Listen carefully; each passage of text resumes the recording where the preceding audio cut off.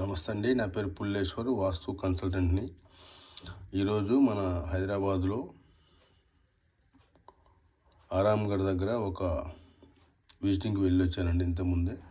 అక్కడ ఈ విధంగా ఇది తూర్పు రోడ్డు అండి, ఇది దక్షిణం రోడ్డు. అయితే ఇక్కడ ఇంతవరకు ఒక షెడ్ వేస్తున్నారు, ఒక షెడ్ వేస్తున్నారు, ఒక కంపెనీ పర్పస్. అయితే ఇక్కడ ఇది వేరే వాళ్ళ స్థలం అండి. చిన్న గల్లీ ఒకటి ఉంది, పక్కన చిన్న గల్లీ ఉంది. ఇక్కడ ఇది వేరే వాళ్ళ ఇల్లు, ఇది రోడ్డు. అయితే వీళ్ళు షెడ్ ఆల్రెడీ ప్లాన్ తీసుకున్నారు. ఈ షెడ్ ప్లాన్లో ఇక్కడ చూడండి, ఇది కాంపౌండ్ వాళ్ళు.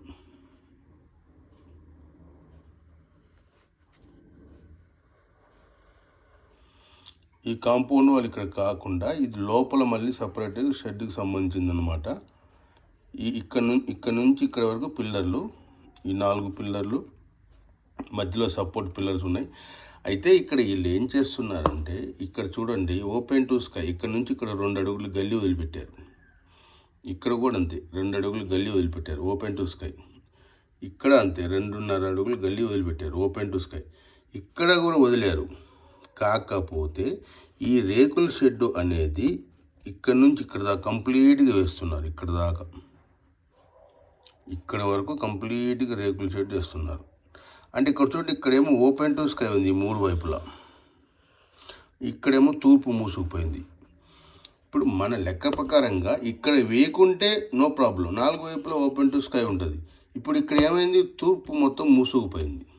పడమర ఖాళీ, దక్షిణం ఖాళీ, ఉత్తరం ఖాళీ. అందుకని నేను వెళ్ళి వీళ్ళకి ఇచ్చిన సజెషన్ ఏంటంటే, ఈ 3 వైపులు కూడా క్లోజ్ చేయాలి. ఈ రేకుల షెడ్ అనేది ఇటు కూడా క్లోజ్ చేయాలి. ఈ 3 వైపులా కూడా క్లోజ్ చేస్తే దీని దోషం పోద్ది. ఈ విధానం, ఇప్పుడు ఉన్న విధానం తప్పు. అయితే ఈ 3 వైపులా కూడా క్లోజ్ చేస్తే ప్రాబ్లం క్లియర్.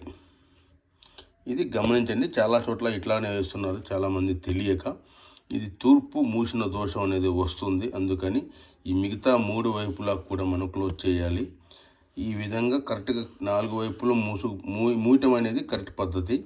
ఇది వాస్తురీత్యా 100% కరెక్ట్.